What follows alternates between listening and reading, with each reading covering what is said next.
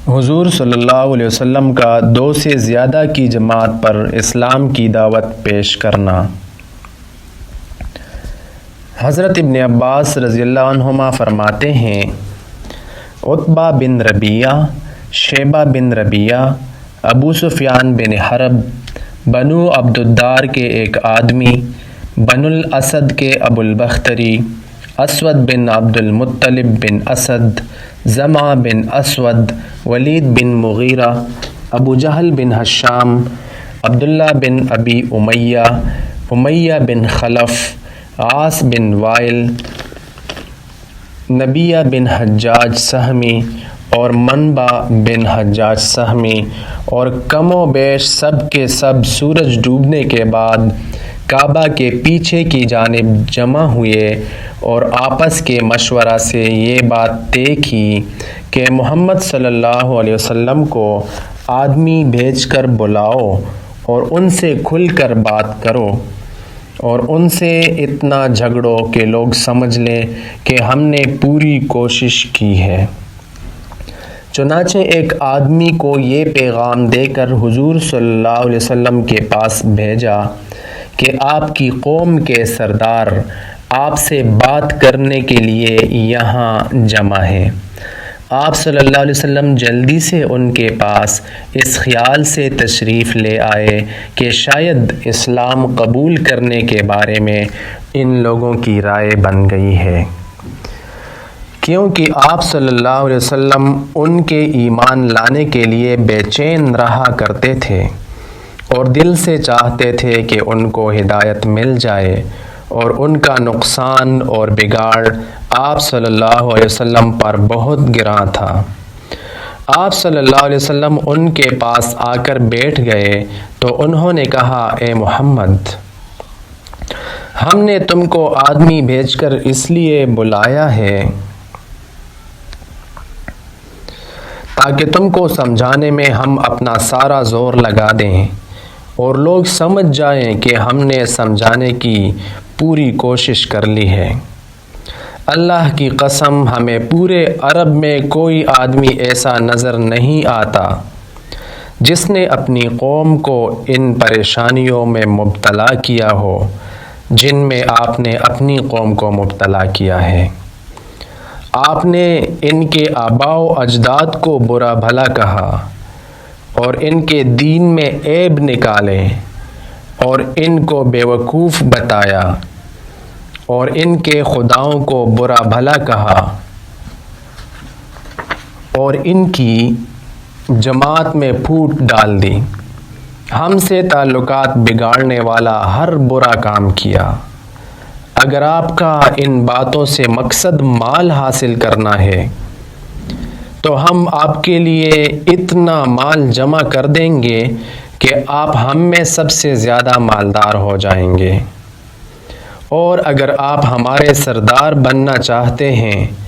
تو ہم آپ کو اپنا سردار بنا لیں گے، اور اگر آپ بادشاہ بننا چاہتے ہیں تو ہم آپ کو اپنا بادشاہ بنا لیں گے، اور اگر یہ جو کچھ ہو رہا ہے یہ سب کچھ جنات کے اثر سے ہو رہا ہے جس کے سامنے آپ بے بس ہیں، تو ہم اس کا علاج کروانے کے لیے اپنی ساری دولت خرچ کرتے رہیں گے یہاں تک کہ یا تو آپ ٹھیک ہو جائیں یا آپ کے مزید علاج میں ہم معذور سمجھے جائیں، یعنی یہ پتہ چل جائے کہ یہ لا علاج مرض ہے۔ حضور صلی اللہ علیہ وسلم نے جواب میں فرمایا، جتنی باتیں تم کہہ رہے ہو ان میں سے کوئی بات بھی میرے دل میں نہیں ہے۔ جس دعوت کو لے کر میں تمہارے پاس آیا ہوں اس سے مقصد نہ تو تمہارا مال حاصل کرنا ہے، نہ تمہارا سردار یا بادشاہ بننا ہے، بلکہ اللہ تعالیٰ نے مجھے تمہاری طرف رسول بنا کر بھیجا ہے اور مجھ پر ایک کتاب نازل فرمائی ہے، اور مجھے اس بات کا حکم دیا ہے کہ تم میں سے جو مان جائے اسے خوشخبری سناؤں اور جو نہ مانے اسے اللہ کے عذاب سے ڈراؤں، اور میں نے تمہیں اللہ کے پیغام پہنچا دیے ہیں اور میں تمہارا بھلا چاہتا ہوں۔ جو دعوت لے کر میں تمہارے پاس آیا ہوں، اگر تم اسے قبول کرو گے تو دنیا اور آخرت میں تمہارا نصیبہ ہے، اور اگر قبول نہیں کرو گے تو میں اللہ کے حکم کا انتظار کروں گا یہاں تک کہ وہی میرے اور تمہارے درمیان فیصلہ کرے۔ یہ سن کر قریش کے سرداروں نے کہا، اے محمد، جو باتیں ہم نے آپ کو پیش کی ہیں، اگر وہ آپ کو قبول نہیں ہیں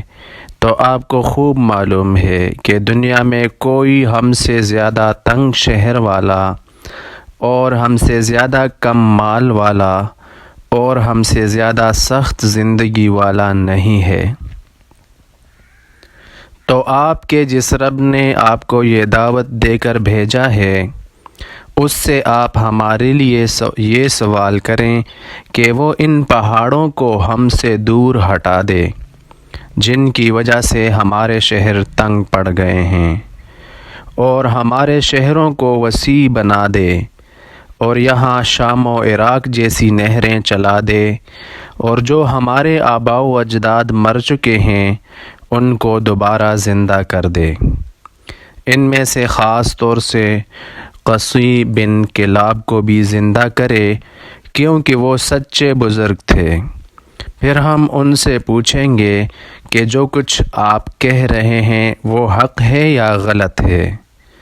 جتنی باتوں کا ہم نے آپ سے مطالبہ کیا ہے، اگر آپ ان کو پورا کر دیں گے اور ہمارے آباء و اجداد آپ کی تصدیق کر دیں گے تو ہم بھی آپ کو سچا مان لیں گے، اور اس سے ہمیں پتہ چلے گا کہ اللہ کے ہاں آپ کا بڑا رتبہ ہے، اور جیسے آپ کہہ رہے ہیں کہ واقعی اس نے آپ کو رسول بنا کر بھیجا ہے۔ اس پر آپ صلی اللہ علیہ وسلم نے ان سے فرمایا، مجھے ان کاموں کے لیے نہیں بھیجا گیا، اور میں تمہارے پاس وہی باتیں لے کر آیا ہوں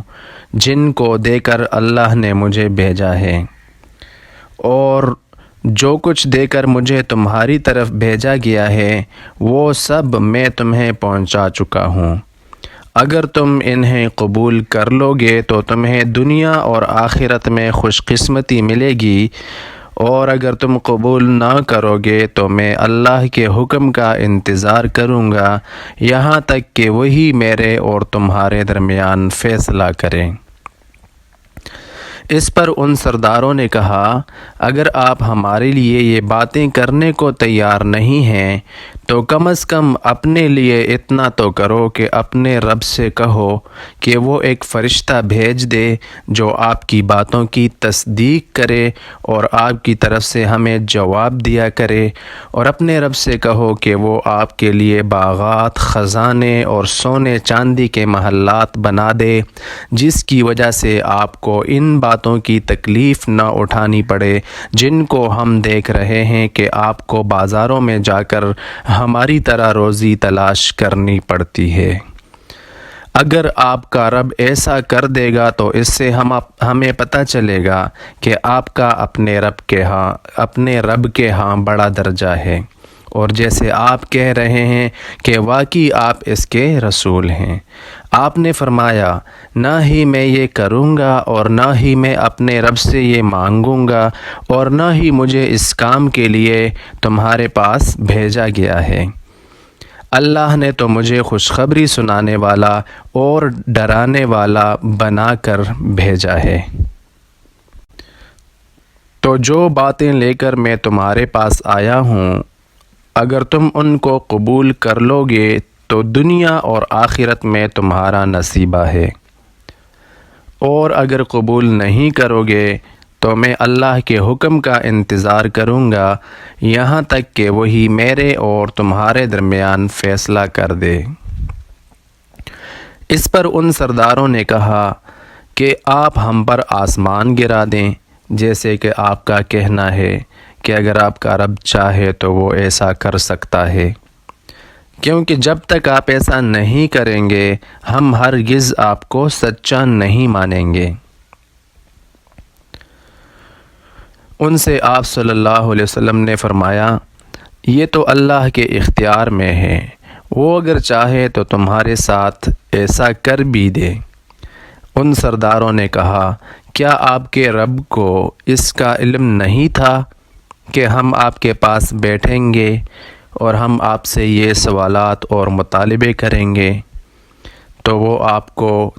کو وہ پہلے سے ہی یہ سب کچھ بتا دیتا اور ہمارے جوابات آپ کو سکھا دیتا، اور آپ کو یہ بھی بتا دیتا کہ اگر ہم آپ کی لائی ہوئی باتوں کو قبول نہیں کریں گے تو وہ ہمارے ساتھ کیا معاملہ کرے گا۔ ہمیں تو یہ خبر پہنچی ہے کہ آپ کو یہ سب کچھ یمامہ کا ایک آدمی سکھاتا ہے جسے رحمان کہا جاتا ہے۔ اللہ کی قسم، ہم ہرگز رحمان پر ایمان نہیں لائیں گے، اور اے محمد، ہم نے آپ کے سامنے اپنے تمام اعذار رکھ دیے ہیں اور آپ کے لیے کوئی گنجائش نہیں چھوڑی۔ اللہ کی قسم، اب ہم آپ کا پیچھا نہیں چھوڑیں گے،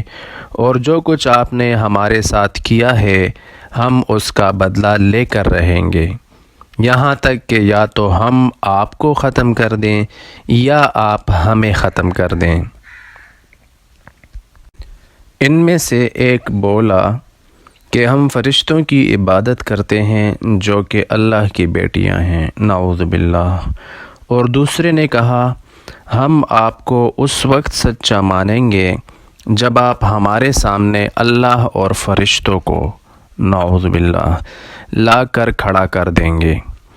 جب وہ یہ باتیں کرنے لگے تو حضور صلی اللہ علیہ وسلم وہاں سے کھڑے ہو گئے، اور آپ کے ساتھ آپ کی پھوپھی عاتکہ بنت عبد المطلب کا بیٹا عبداللہ بن ابی امیہ بن المغیرہ بن عبداللہ بن عمر بن مخزوم بھی کھڑا ہوا، اور اس نے آپ صلی اللہ علیہ وسلم سے کہا، اے محمد، آپ کی قوم نے آپ کے سامنے مال اور سرداری اور بادشاہت کی پیشکش کی، لیکن آپ نے ان سب کو ٹھکرا دیا۔ پھر انہوں نے آپ سے اپنے فائدے کے کچھ کام کروانے چاہے تاکہ ان کو ان کاموں کے ذریعہ سے اللہ کے ہاں آپ کے درجے کا پتہ چل جائے، لیکن آپ نے وہ بھی نہ کیا۔ پھر انہوں نے آپ سے یہ مطالبہ کیا کہ آپ ان کو جس عذاب سے ڈراتے ہیں وہ عذاب جلدی لے آئیں۔ اللہ کی قسم، میں آپ پر تب ایمان لاؤں گا جب آپ آسمان تک سیڑھی لگا کر اس پر چڑھنے لگ جائیں اور میں آپ کو دیکھتا رہوں یہاں تک کہ آپ آسمان تک پہنچ جائیں، اور وہاں سے اپنے ساتھ کھلا ہوا صحیفہ لے کر اتریں، اور آپ کے ساتھ 4 فرشتے بھی ہوں جو اس بات کی گواہی دیں کہ آپ ویسے ہی ہیں جیسے کہ آپ کا دعویٰ ہے۔ اور اللہ کی قسم، آپ اگر اس طرح کر بھی دیں تو بھی میرا خیال یہی ہے کہ پھر بھی میں آپ کو سچا نہیں مانوں گا۔ یہ کہہ کر وہ حضور صلی اللہ علیہ وسلم کے پاس سے چلا گیا، اور حضور صلی اللہ علیہ وسلم وہاں سے اپنے گھر تشریف لے آئے۔ اور 2 باتوں کی وجہ سے آپ صلی اللہ علیہ وسلم کو بڑا غم اور افسوس تھا۔ ایک تو یہ کہ آپ صلی اللہ علیہ وسلم ان کے بلانے پر جس چیز کی امید لگا کر گئے تھے وہ پوری نہ ہوئی، دوسرے یہ کہ آپ صلی اللہ علیہ وسلم نے دیکھا کہ وہ آپ صلی اللہ علیہ وسلم سے دور ہوتے جا رہے ہیں۔ حضرت محمود بن لبید قبیلہ بنو عبد الاشہل والے بیان کرتے ہیں کہ جب ابو الحیثر انس بن رافع مدینہ سے مکہ آیا اور اس کے ساتھ بنو عبد الاشہل کے کچھ نوجوان بھی تھے جن میں ایاس بن معاذ رضی اللہ عنہ بھی تھے، اور یہ لوگ اپنی قوم قبیلہ خزرج کی طرف سے قریش کے ساتھ دوستی اور مدد کا معاہدہ کرنا چاہتے تھے، تو حضور صلی اللہ علیہ وسلم نے ان کے آنے کی خبر سنی۔ آپ صلی اللہ علیہ وسلم ان کے پاس تشریف لائے اور ان کے پاس بیٹھ کر فرمایا، تم جس کام کے لیے آئے ہو اس سے بہتر بات تم کو نہ بتاؤں؟ انہوں نے کہا، وہ کون سی بات ہے؟ آپ صلی اللہ علیہ وسلم نے فرمایا،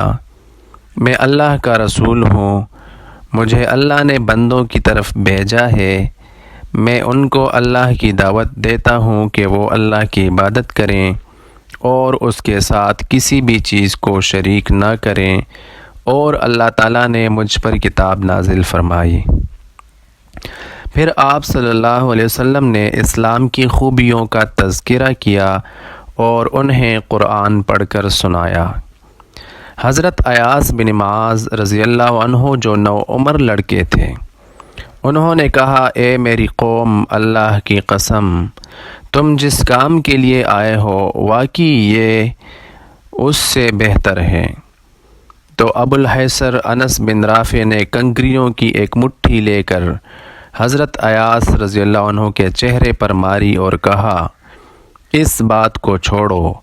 میری جان کی قسم، ہم تو کسی اور کام کے لیے آئے ہیں۔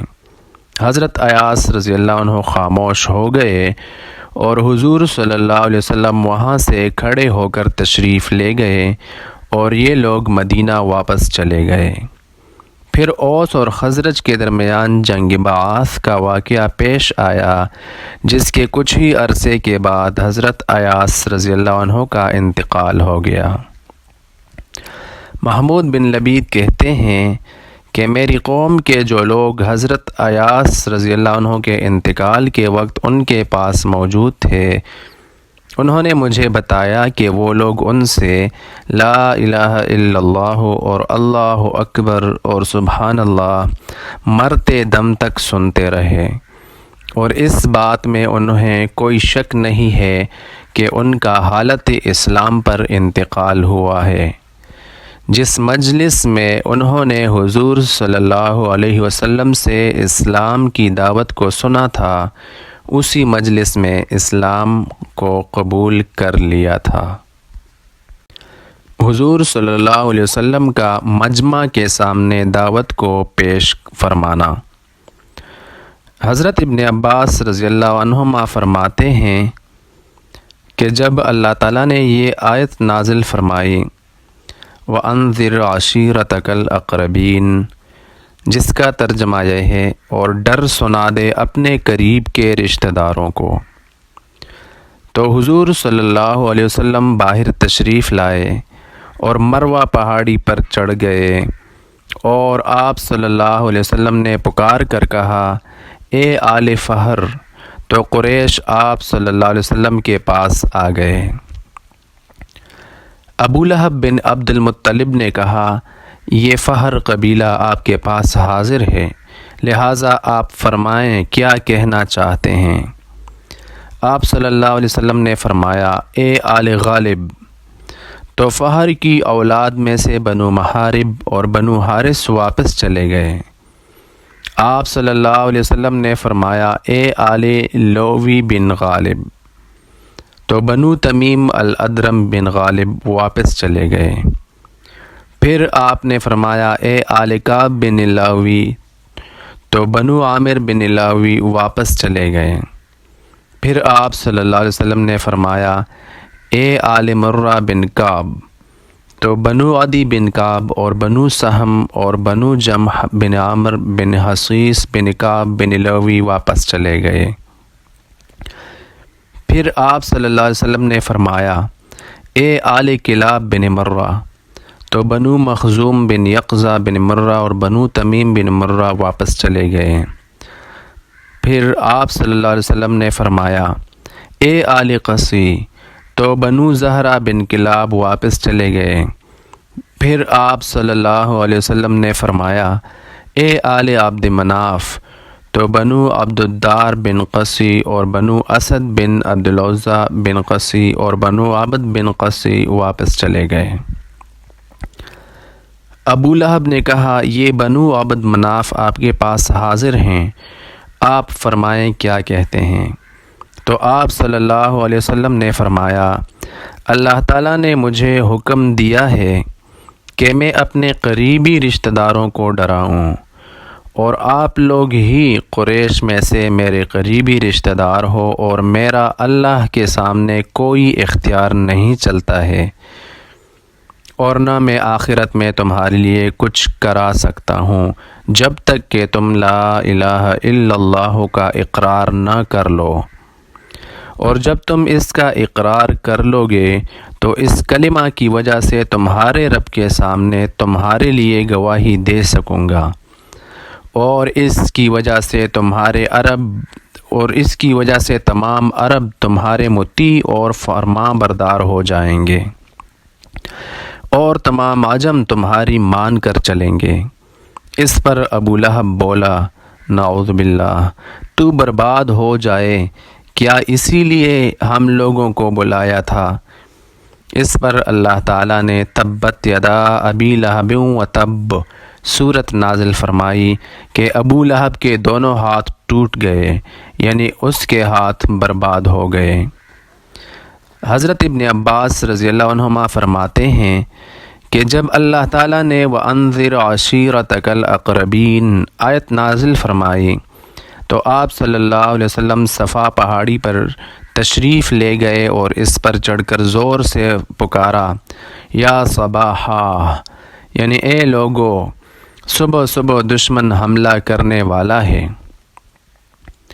اس لیے یہاں جمع ہو جاؤ۔ چنانچہ سب لوگ آپ صلی اللہ علیہ وسلم کے پاس جمع ہو گئے، کوئی خود آیا، کسی نے اپنا قاصد بھیج دیا۔ اس کے بعد آپ صلی اللہ علیہ وسلم نے فرمایا، اے بنو عبد المطلب، اے بنو فہر، اے بنو کعب، ذرا یہ تو بتاؤ، اگر میں تمہیں یہ خبر دوں کہ اس پہاڑ کے دامن میں گھڑ سواروں کا ایک لشکر ہے جو تم پر حملہ کرنا چاہتا ہے، کیا تم مجھے سچا مان لو گے؟ سب نے کہا جی ہاں۔ آپ صلی اللہ علیہ وسلم نے فرمایا، میں تمہیں ایک سخت عذاب کے آنے سے پہلے اس سے ڈرانے والا ہوں۔ ابو لہب بولا، تو برباد ہو جائے، ہمیں محض اسی لیے بلایا تھا، اور اللہ عز و جل نے تبت یدا ابی لہب و تب سورت نازل فرمائی۔